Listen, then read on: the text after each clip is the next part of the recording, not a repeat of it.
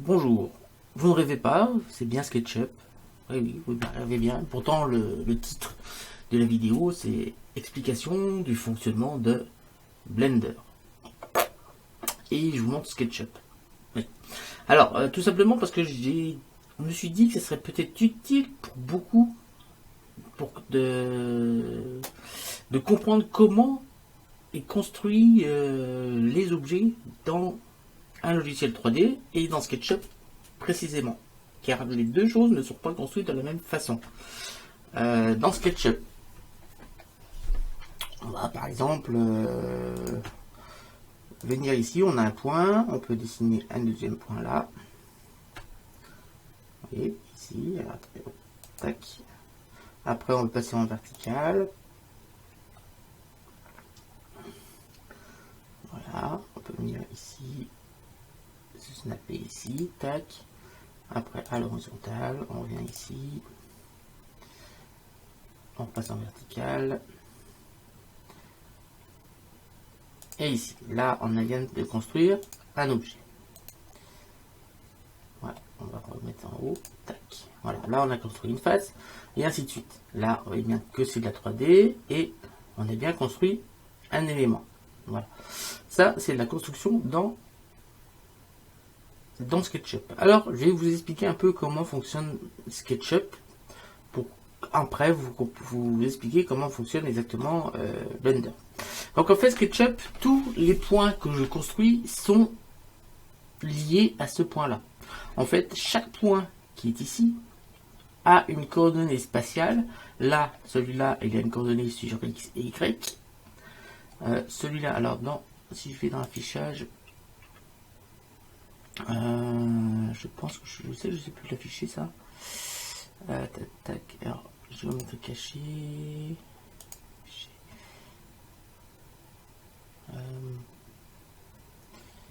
Il faut mettre non.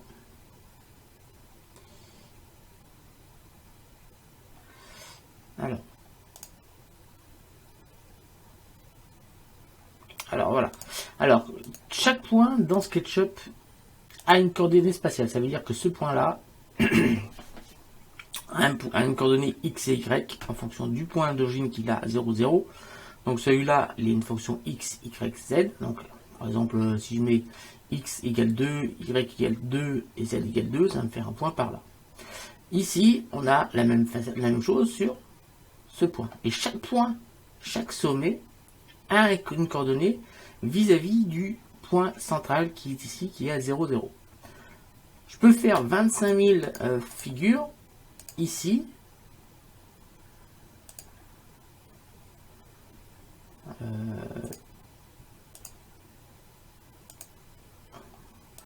Voilà, tous ces points seront tous. Alors, vous voyez, c'est l'inconvénient de SketchUp, moi j'aime pas trop.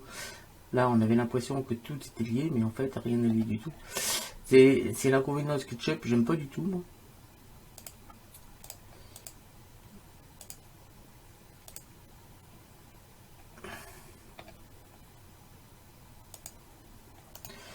Voilà, c'est l'inconvénient de SketchUp pour ça. Moi, j'aime pas trop. Alors, si vous voulez faire des tutos, que je fasse des tutos sur SketchUp, je pourrais, mais franchement, c'est un logiciel que j'aime pas. J'apprécie vraiment pas. Donc, voilà. Ici, tous les points sont liés à celui qui est là. Au point 0. L'inconvénient, c'est que si on veut exporter cet objet de SketchUp dans Blender, si vous verrez que je ne sais pas si je vais le faire. Si de toute façon j'ai d'autres modèles de SketchUp, je vous le ferai voir tout à l'heure, ce sera plus explicite pour vous. Vous verrez que tout l'objet qu'on va exporter, l'objet entier, même celui-là, hein, si je l'exporte, qu'on va ouvrir après dans Blender, vous verrez qu'ils ont tous un point qui est le point 0. C'est-à-dire que tous les points sont tous liés au point 0. Si je supprime ce vertex qui est là, je supprime carrément tout l'objet. Voilà. En gros, ils exportent qu'on on a toujours un point initial 0, 0 et on a l'objet qui est exporté. Chaque point a un lien avec ce point 0, 0.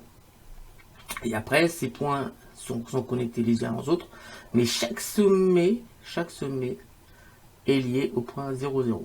Voilà comment est construit les éléments dans SketchUp. Vous allez voir que dans Blender, c'est complètement différent, et dans tous les autres logiciels 3D, c'est pas géré de la même façon.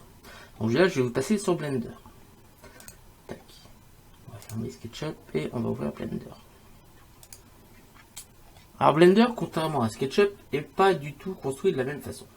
Il y a toujours un point d'origine. De toute façon, on n'est pas obligé en 3D d'avoir un point d'origine. Le point d'origine, c'est celui-là. 0, 0, 0. Si je fais un petit Shift A, Mesh, Cube, si je vais ramener un cube ici, on a bien ici la position 0, 0, 0. Mais la position 0, 0, 0 qu'on voit ici, ce ne sont pas les sommets. Voilà. Ce ne sont pas les sommets. La position 0, 0, 0 qu'on voit ici, c'est le centre de gravité de l'objet. J'en veux pour preuve. Si je viens... et donc ça, c'est les coordonnées spatiales. Donc à 0 en X, 0 en Y et 0 en Z. Si je veux changer la position, je vais mettre 2, 2, 2. Donc là, on vient de mettre le centre de gravité. Alors si je passe sur 5, on va bien voir ça. On passe sur 1. Vous voyez bien qu'elle a la coordonnée 2, 2, 2. Donc sur 1, sur 3 et sur 7, à la coordonnée 2, 2, 2, c'est bien le centre de gravité et pas ce point-là, ni celui-là, ni celui-là. C'est bien le centre de gravité de l'objet qui a été mis. J'en veux pour preuve que je vais passer en mode edit. Je vais déplacer ça sur... Je vais remettre mon cube au centre. Donc j'ai Mesh, aimanté, sélection, vers curseur. Donc j'ai mis les 4 points. Ah oui, le problème c'est que tout a été mis là. CTRL Z, on va faire point par point. CTRL. Non, on va être obligé de faire ça. G. Voilà, on va le mettre à peu près ici. Voilà. Tabulation. Mode objet. Voilà. Alors vous voyez bien que ici, on va se mettre sur 1. Donc là, on repasse en mode edit. Donc là, G. On va essayer de le mettre à peu près à la position initiale. Sur 3, c'est bon. Sur 7, c'est bon. Et sur 1, c'est bon. Ok. Maintenant, on repasse en mode objet. Vous voyez bien que mon cube, il est bien à la position 0, 0, 0. Il n'y a pas de problème. On est bien à la position 0, 0, 0. Par contre, vous voyez bien que lui, il est toujours à la position 2, 2, 2, 2, 2. Tout simplement parce que pour définir l'emplacement du mesh, c'est le centre de gravité du mesh qui est pris en compte. En gros, même si je supprimais carrément l'objet en mode edit, on aurait toujours la position 2, 2, 2 pour le mesh. On va le faire. Tabulation, mode edit, on sélectionne ça, on fait X, vertice, on n'a plus d'objet. Tabulation, mode objet, on n'a plus du tout de mesh du tout. Par contre, on a toujours notre position 2, 2, 2 qui est au centre de gravité. Pour bien vous montrer que ce qui est important dans Blender, c'est bien le centre de gravité, d'où l'importance de le placer où il faut. Alors on peut le bouger comme on veut au sein du mesh, mais c'est bien par rapport à ce centre de gravité là que est construit chaque objet. Donc chaque objet a une coordonnée spatiale X, Y et Z, ici 2, 2, 2, par rapport à son centre de gravité. À l'intérieur de l'objet, donc c'est là qu'on passe en mode edit, donc tabulation, mode edit.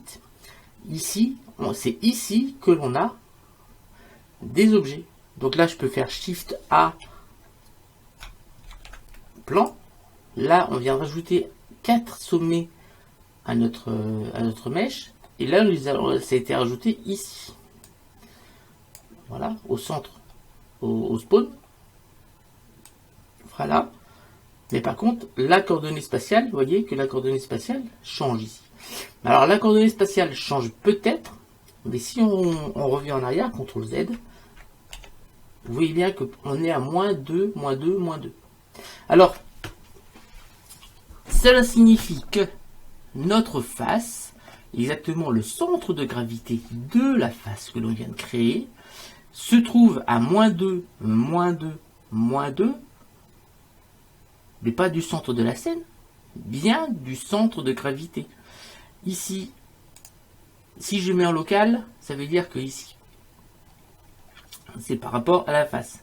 Mais si je mets en global, c'est bien par rapport au centre de gravité de l'objet, parce qu'on est en mode edit. Quand on est rentré en mode edit, on est rentré à l'intérieur de l'objet, qui lui est mis à la position 2, 2, 2. Donc forcément, si là on est à moins 2, moins 2, moins 2, si je mets par exemple ici, j'en passe tout de suite en mode objet. Voilà. Ici on est bien à 2, 2, 2. Ici par contre, cet objet il est bien à 0, 0, 0. Vous êtes d'accord avec nous?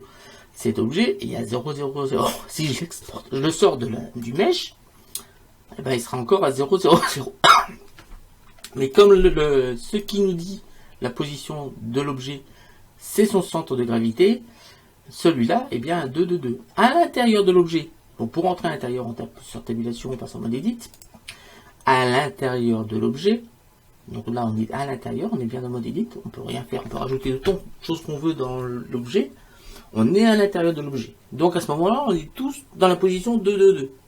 Donc la position, maintenant le centre de la nouvelle scène dans l'objet, c'est plus le centre qui est ici 0, 0, 0, mais ceci, le centre de gravité qui est à 2, 2, 2. Donc si là je mets 0, 0, 0, notre face va venir se mettre au niveau du curseur 3D. On va essayer 0, 0, 0. Donc notre plan est bien à 0, 0, 0 dans l'objet. Notre face est bien au centre de gravité de l'objet, c'est-à-dire au centre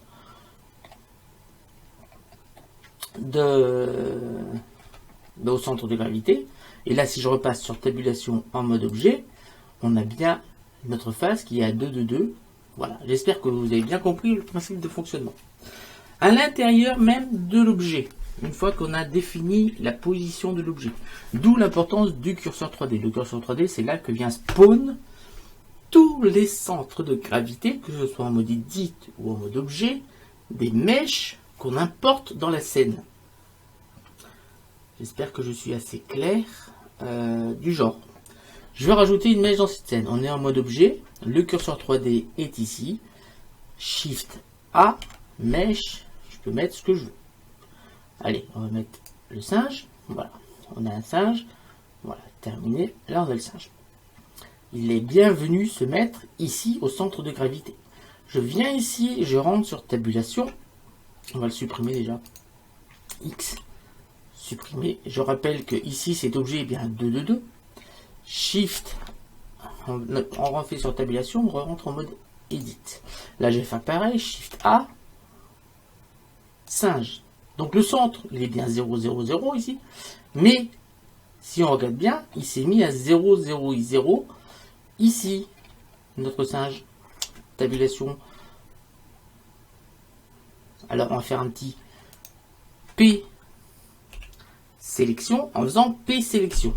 Je vous rappelle que cette petite manip permet de créer un nouvel objet, enfin, permet d'exporter une partie de l'objet, en l'occurrence ici, le singe. On va l'exporter, on va le sortir de l'objet initial qui était le cube. D'ailleurs, il s'appelle toujours le cube, cet objet. Et on va créer un nouvel objet qui va être cube 2, il va reprendre le même nom, même si là c'est un plan. On va le renommer cube 01, je crois, cube 01, et ça sera un nouvel objet. Donc je vais faire P sélection. Voilà, il n'est plus dans l'objet. Je ne peux d'ailleurs même plus le sélectionner ni le bouger. Ici, là vous voyez que là je peux sélectionner la gizmo, et là je ne peux rien faire, ça n'est plus dans l'objet. Voilà. On repasse sur tabulation, sur mode objet, et là on a bien deux objets différents. On a celui-là et celui-là. Maintenant celui-là, vous voyez bien que le centre de gravité est toujours en haut, parce qu'on n'a pas changé le centre de gravité. Lui, il a bien été exporté, mais il n'est plus ici dans cette scène. Alors pour le remettre, c'est ici qu'on va pouvoir mettre objet, transformer, origine vers géométrie. Donc l'origine, c'est ici, c'est le centre de gravité. Transformer origine vers géométrie. Tac. Là, on a bien notre centre de gravité ici. On va le mettre à 0, 0, 0. Voilà, vous voyez que, en fait, ici, comme l'objet est, comme ici, cette valeur, c'est bien le centre de gravité, en bougeant la valeur ici, je ne peux bouger que le point, mais je vais bien bouger tout l'objet. J'espère que vous comprenez un peu ce que j'essaye de faire, de vous expliquer surtout. Voilà, alors, si on a le curseur 3D, par exemple, qu'on va le déplacer, on va prendre ça, et on va faire objet, aimanté, curseur vers sélection. Ça veut dire que maintenant, le curseur du spawn est ici. Mais le 0, 0, 0 est toujours, bien sûr, ici. Si je mets ici, là maintenant, mon curseur 3D est à la position 2 mètres, 2 mètres, 2 mètres. On est d'accord? J'ai été le mettre au centre de gravité du plan qui était en haut. Je vais mettre maintenant 0, 0, 0. Je vais remettre ma face ici. Donc par contre, mon centre de gravité, mon curseur 3D est là. Par contre, le centre de la scène, c'est bien toujours ici, c'est 0, 0, 0. On va supprimer le singe. Et on va supprimer le cube. Ici, si je viens créer un nouvel objet, son centre de gravité, son origine, si vous préférez, son origine va se placer ici, au centre du curseur 3D. Donc là, on va mettre Shift A, je ne sais pas ce qu'on va pouvoir mettre. On peut mettre n'importe quoi.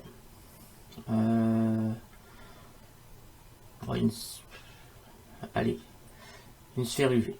Vous voyez bien que la sphère UV, son origine a été placée au niveau du curseur 3D, c'est-à-dire à 2 mètres, 2 mètres, 2 mètres. Là, on est d'accord. Donc maintenant, ce qu'on va faire, on va diminuer le nombre de segments, on va mettre à 3. Là, on va mettre à 3 aussi. Donc on a une forme un petit peu bizarre. Donc c'est la base, c'est la plus petite sphère que peut proposer Blender. Donc je rappelle que Blender, sa constitution pour les sphères UV, ce sont des carrés.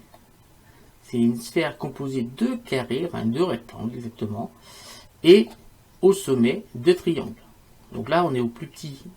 Vous pouvez voir, hein, là j'augmente le nombre de segments, donc on fait bien toujours des rectangles. En haut on a bien toujours des triangles.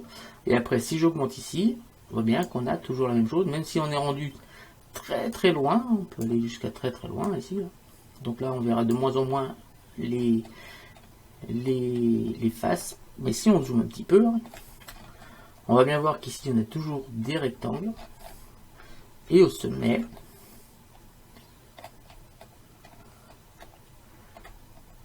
on va passer en mode edit pour mieux voir. Au sommet, donc là on a toujours des rectangles. Bien, on a toujours des rectangles. Par contre ici on a bien les triangles. Ici il n'y a qu'un point et là il y en a deux. Donc on a bien toujours des triangles au sommet. Voilà, je vous rappelle comment est constituée ici une sphère. Donc tabulation, mode objet. On va revenir où on était avant, tout à l'heure X. Supprimer, donc Shift A, sphère UV, mesh. Sphère UV. Donc là on va mettre 3. Et 3. Le minimum, c'est pas pour rien, c'est pour vous expliquer, parce que sinon ça va être trop compliqué à vous expliquer. Donc, une fois que vous avez votre objet, votre origine, donc l'origine, ça veut bien dire ce que ça veut dire, c'est l'origine de l'objet.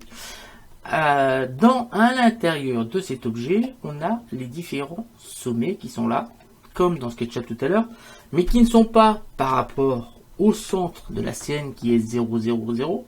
La seule chose qui est par rapport au centre de la scène 0, 0, 0, c'est l'origine du mesh. Mais à l'intérieur de l'objet, pour construire l'objet, on va passer en mode Edit et en fil de fer. Fil de fer. Et avec un petit CTRL Tab, j'appuie sur le vertex pour les afficher. Donc à l'intérieur de cet objet, on a ce qu'on appelle les sommets. Ces petits points roses là, que vous voyez, les petits points roses que vous voyez, qui ont une coordonnée à l'intérieur de l'objet. Donc en gros, cet objet, ce segment, il est bien à 75 cm, mais à 75 cm par rapport à l'origine. Ici, là, ces coordonnées-là sont bien par rapport à l'origine. Si là, je mets 0, 0, 0, c'est bien au niveau de l'origine, c'est bien par rapport à l'origine. Donc on va remettre les valeurs. Donc tous ces sommets ont une position par rapport à l'origine de l'objet qui lui a une position par rapport au centre de la scène. Voilà comment sont construites toutes les mèches dans Blender. C'est-à-dire que même dans Cinema 4D, dans 3ds Max, c'est construit de la même façon. On a chaque objet, enfin c'est encore plus facile à expliquer dans Blender, chaque objet a une origine, et chaque origine a une position dans l'espace, X, Y et Z. Dans chaque objet, l'origine redevient le 0 de l'objet. Donc tous les sommets ont une valeur X, une position X, Y et Z par rapport à l'origine de l'objet et non pas par rapport au centre de gravité.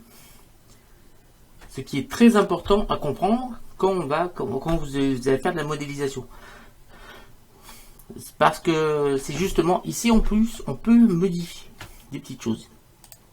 Donc là, origine individuelle, c'est-à-dire que ici, si je sélectionne tous les sommets, on a une origine individuelle. Donc ça veut dire que pour lui, comme on est en sélection de sommets, chaque sommet aura son propre centre pour faire les modifications de déplacement, de rotation et d'échelle. Si on prend barycentre, si on sélectionne tout l'objet, ça sera l'origine. Si on sélectionne deux segments, c'est-à-dire celui-là et celui-là, le barycentre, il est exactement où est le... Ah, c'est simple, on va le faire avec le gizmo. Le gizmo se place forcément là où on a sélectionné ici. Donc vous voyez bien qu'ici on a un gizmo qui se met au milieu des deux. Si je mets curseur 3D, le gizmo va se mettre au niveau du curseur 3D. Si je mets origine individuelle, le gizmo se met toujours là, mais se met toujours entre les deux, mais on a une... ça va pas être facile à montrer. On a... c'est... pour le faire, on va faire CTRL TAB. Face. Donc on va sélectionner cette face et celle-ci. Donc deux faces qui ne se touchent pas. Voilà. Alors, vous voyez bien deux faces qui ne se touchent pas et qui n'ont pas la même position. Ici on est d'accord. Donc là le centre s'est mis à peu près entre les deux. En origine individuelle. Si je mets en barycentre, ça ne bouge pas. Alors mais par contre si je fais par exemple ici un S. Voilà un S, vous voyez comment ça s'agrandit. Chaque face s'agrandit individuellement. Si je mets par exemple un SZ, là on voit bien que les deux faces s'agrandissent bien sur Z et s'éloignent en plus. Si je mets par exemple origine individuelle, si je fais SZ, vous voyez bien que la même chose se produit, mais qu'on n'a pas de relation entre les deux faces.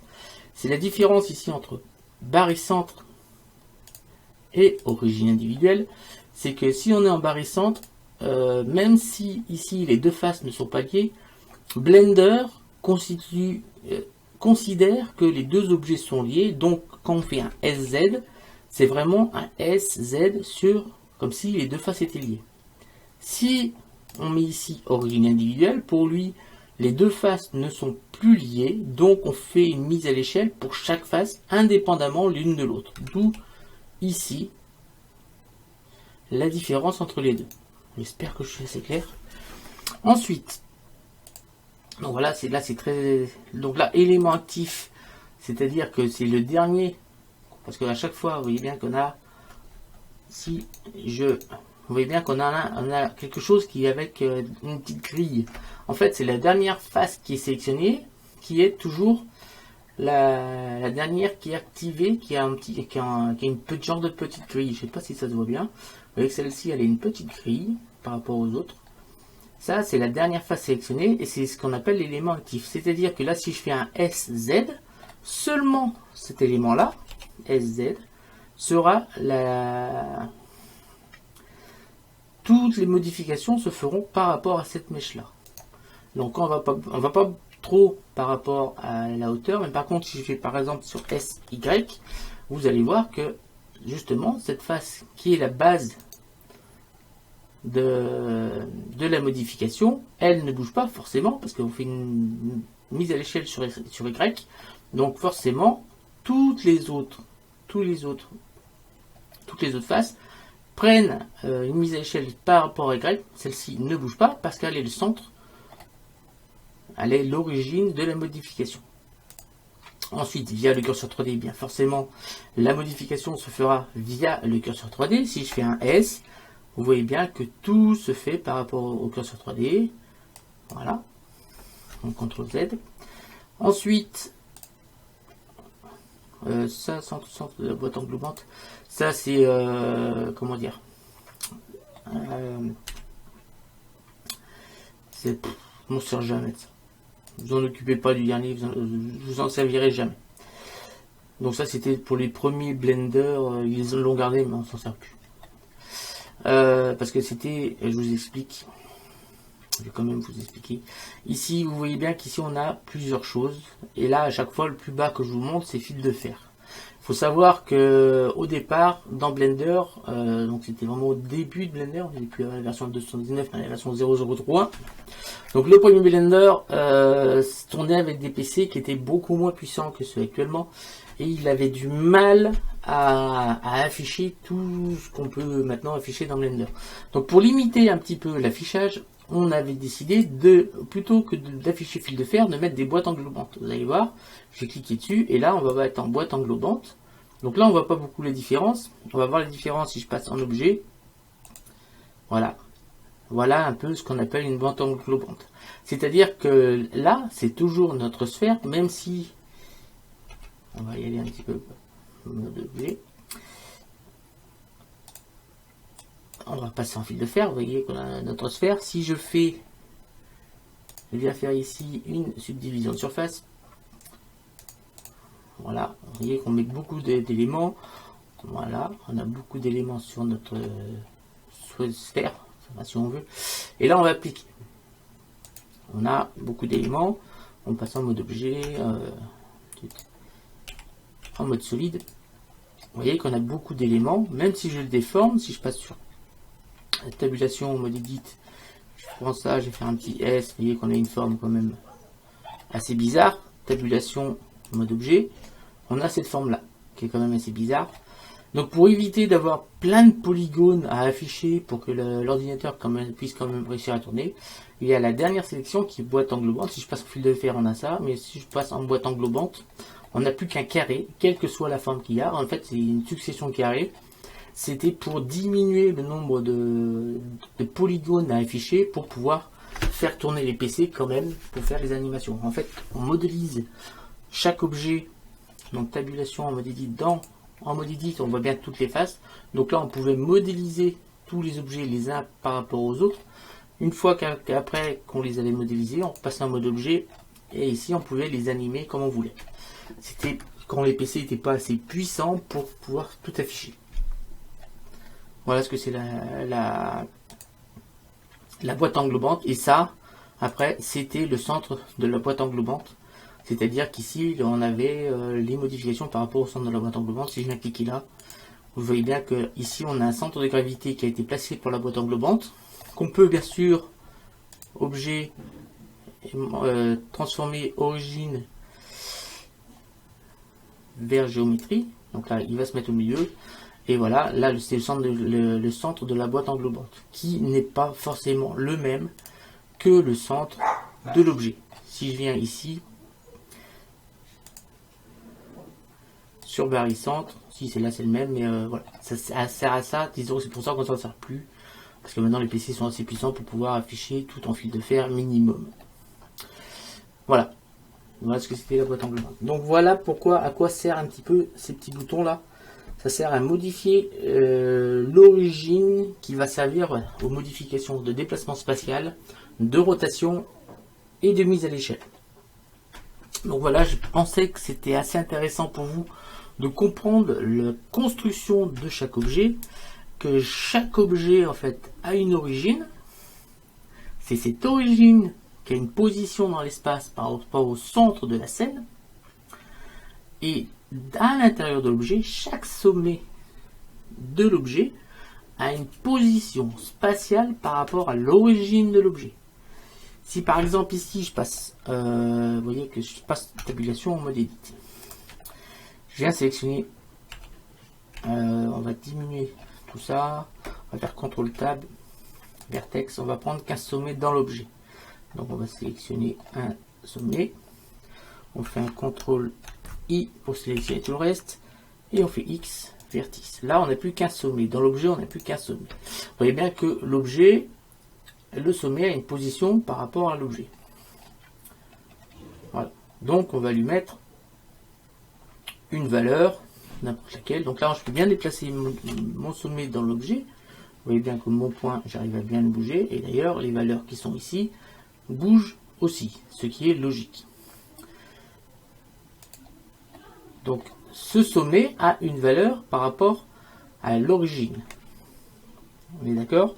Donc je vais faire une petite extrusion, on va en faire un deuxième, et on va faire un troisième, et je vais sélectionner les deux derniers, et on va faire un petit F pour fermer notre forme. Donc là on a fait un triangle dans notre objet qui s'appelle toujours sphère. Jusque là on est d'accord. Une fois que, donc ces trois sommets, si on prend bien les trois sommets, tac, celui-là a une coordonnée, celui-là a une coordonnée, et celui-là a une coordonnée. Si on en sélectionne deux, et qu'on désélectionne le premier, regardez bien les valeurs qui sont là, à ce moment-là, quand on en a deux de sélectionnés, c'est plus le sommet qui a une coordonnée par rapport à l'objet, mais c'est l'arête qui est constituée par les deux sommets. C'est-à-dire que là, si je passe en mode arête, CTRL Tab, arrête, ici, regardez 50, on va mettre des chiffres précis, on va mettre 25.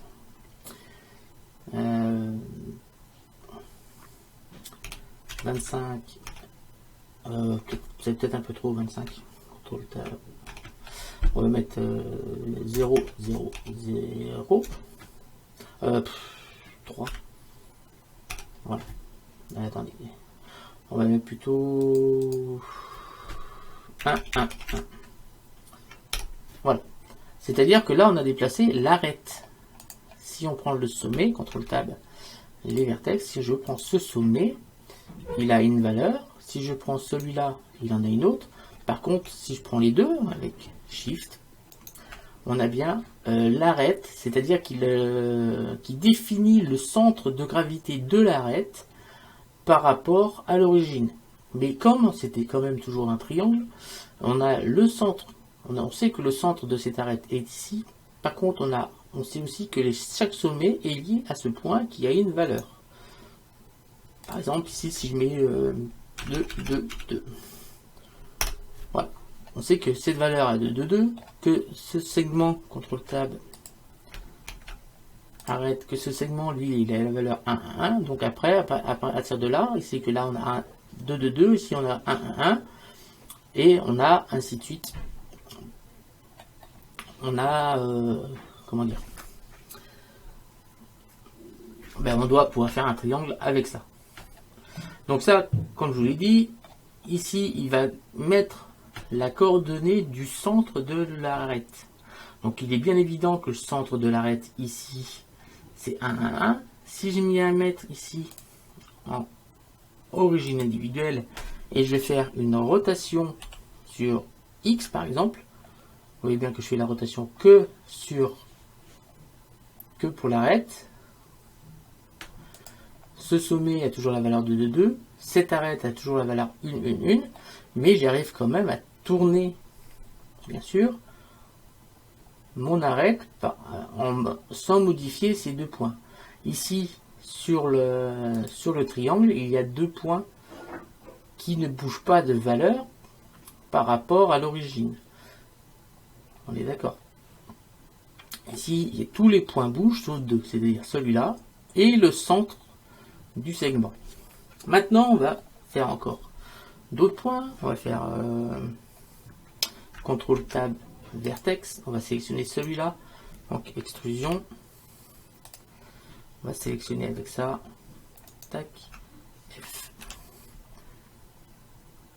On va sélectionner ces deux-là. F. D'accord. Là, on a fait une sorte de pyramide. On va dessiner les faces. Donc, pour l'instant, on va laisser comme ça. Et on va sélectionner 3 points. Alors, comme pour l'arête, tout à l'heure, alors on va plutôt sélectionner celui-là. Alors, attendez. C'est celui-là qui est à 2, 2, 2. Donc, celui-là, tac, tac, tac. Donc, comme pour l'arête, par contre, là, il a défini le centre. Le centre de gravité du triangle formé par les 3 points, c'est-à-dire de la face. Et c'est cette valeur-là, donc celui-là qu'on va mettre à 1, 1, 1. Voilà. Donc cette valeur est bien à 1, 1, 1. Et là, si je fais un R, vous allez voir que le triangle va tourner autour de ce point-là sans faire bouger ce point-là. Vous voyez que le centre tourne, la valeur 1, 1, 1 ne bouge pas. Pour le centre, si vous êtes bien attentif, le centre du triangle, lui, ne bouge pas. Comme le point qui est ici, qui n'est pas sélectionné. Donc, en fait, ici, quand on a minimum 3 points sélectionnés, il va prendre le centre de gravité du 3e point.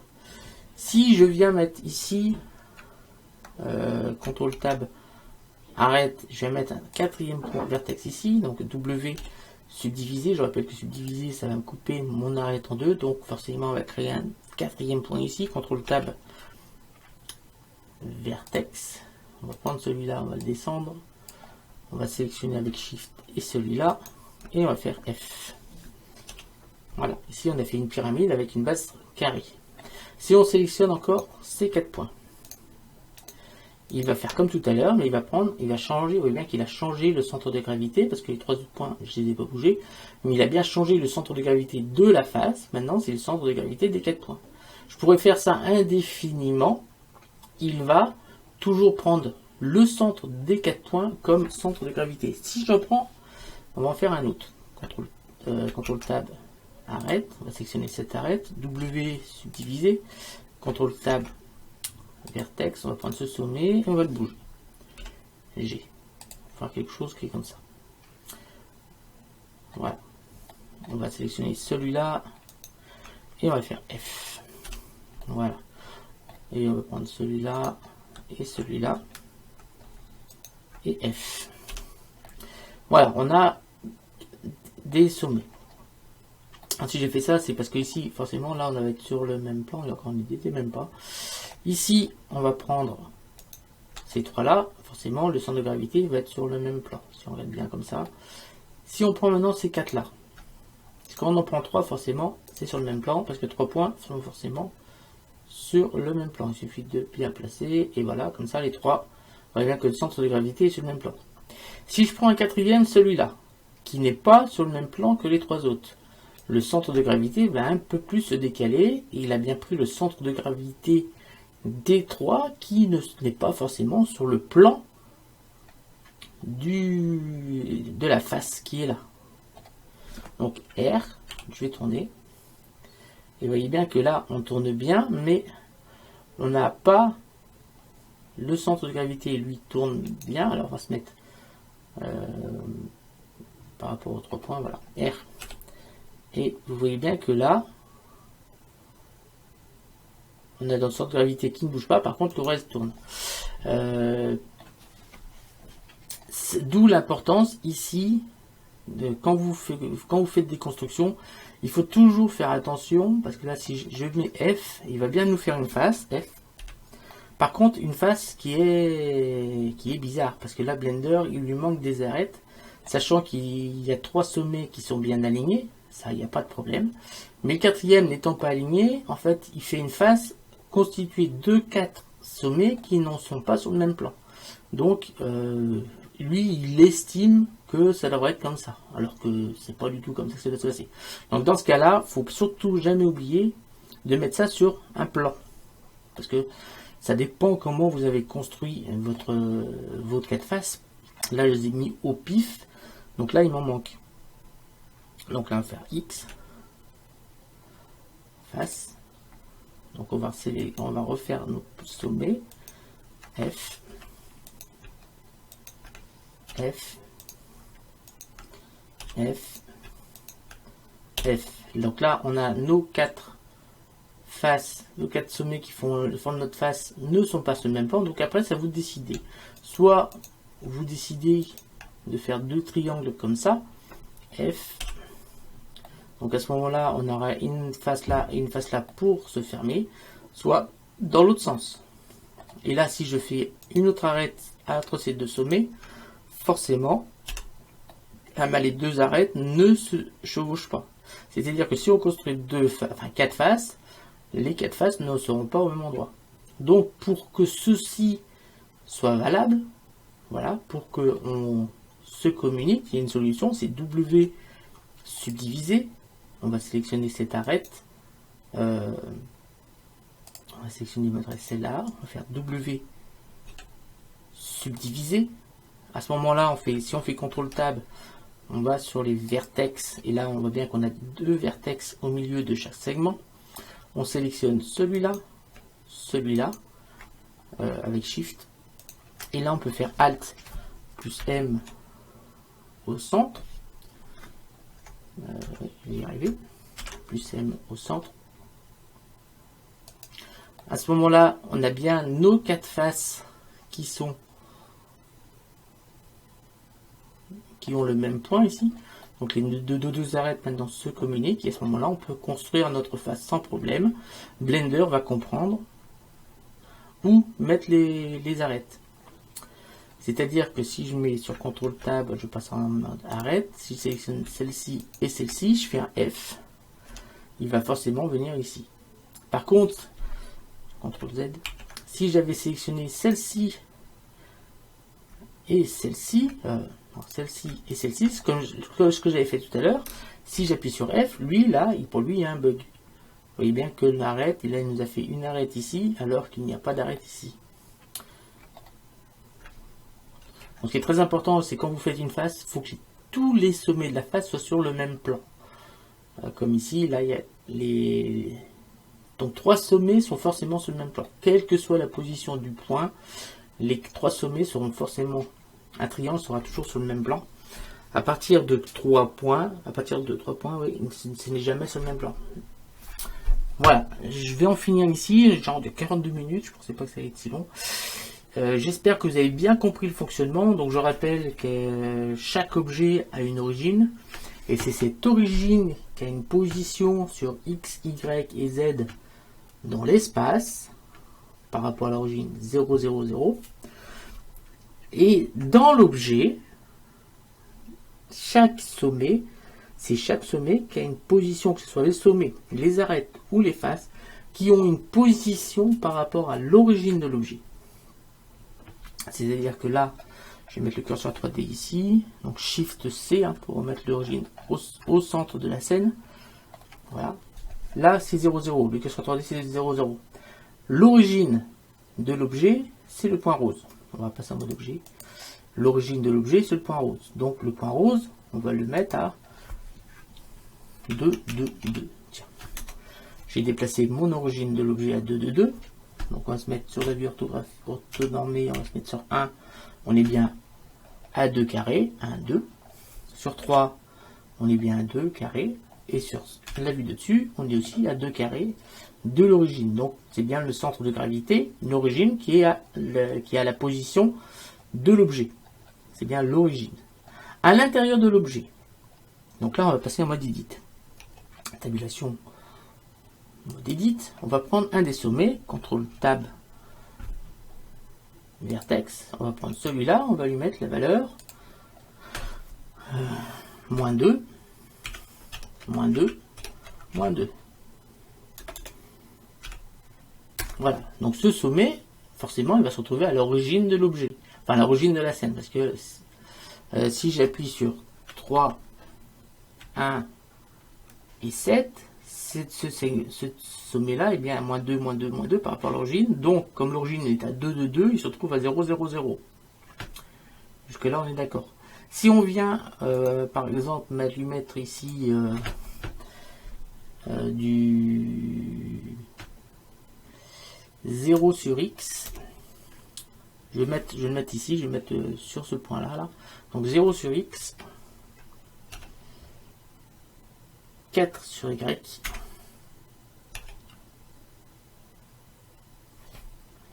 Donc ça va pas être 4 sur Y, ça va être 2 sur Y plutôt. Parce que je me suis trompé, c'est 2. Parce que là, si en fait c'est 0, c'est moins 2, 2 et 0. Donc moins 2, 2. Alors de 2, non. Moins 2. Moins 2, 2 et 0. Voilà, on a bien mis notre sommet ici. Celui-là, je veux le mettre ici. Donc ça sera plus 2 sur X, moins 2 sur Y et 0. Donc 2, moins 2 et 0. Donc là, on a presque les 3 sommets. Alors celui-là, on va le mettre en 0 ici sur Z. Comme ça, on aura tous ces sommets-là alignés sur 0 sur Z. Si je mets sur la vue 1, vous voyez bien qu'on est nos 4 points, c'est-à-dire celui-là, celui-là, celui-là, sont bien alignés sur Z. Ils sont à 0, donc ils sont au niveau du centre de l'origine. Celui-là, maintenant, on va aller le mettre pareil sur 0. Donc 0 sur Z. Ici, on va le mettre à 0. 0 sur X. On va faire un carré, donc on va faire donc on va se mettre sur la vue 7 ici. 7. Donc là, il me faut, si je veux faire un carré, il me faut qu'il soit 2, 2. 2, 2, 0. 2, 2, 0. Voilà. On a bien notre carré. Celui-là, on va le mettre à 0, 0. 0, 0, 2. Entrée. Et le dernier, on va le mettre à 0, 0, moins 2. 0, moins 2. Alors là, on vient de faire une forme. Attendez. Et... allez, il en reste encore un. Bon, celui-là, on va le supprimer. On n'en a pas besoin. Supprimer. X vertice. Alors, on a fait une forme. Voilà. Alors après, on peut bien sûr prendre les deux arêtes qui sont là et les connecter avec la lettre F. Et là, on a fait une forme qui est quand même pas mal, avec le centre bien au milieu. Et vous voyez bien que j'ai bien mis chaque vertex, les coordonnées de chaque vertex que j'ai rentré ici sont bien été rentrées par rapport au point là et pas par rapport au centre. Je prends celui-là qui a une valeur de 0, 0, moins 2. Si je prends par rapport au centre, donc on va se mettre sur la vue 1, ce sommet là, il n'aurait pas la valeur, déjà sur X, il aurait la valeur de 2. Là, c'est pas le cas. Sur Z, il aurait la valeur de 0. Et sur Y, donc on va se mettre sur la vue 3, et sur Y, il aurait la valeur de 2. J'en veux pour preuve que si je fais un Shift D, on clique, voilà, Shift D, on clique, donc là on va le mettre à 0. Alors c'était quoi? C'est moins 2.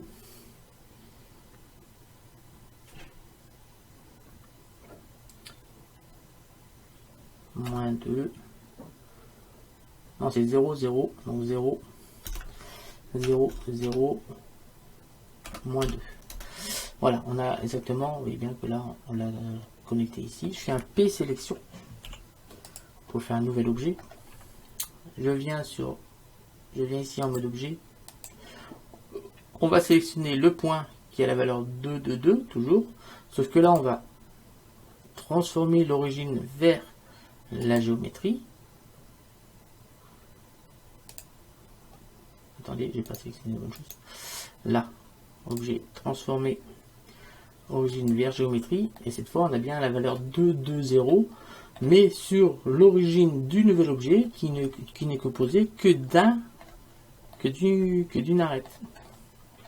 Voilà, j'espère que j'ai mis assez d'exemples pour vous expliquer comment étaient construits les différents objets dans Blender, comment ça se positionnait dans l'espace de Blender.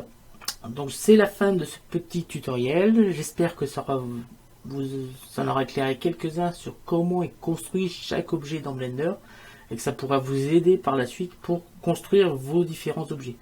Donc je rappelle que quand vous avez 3 sommets, on a forcément un plan.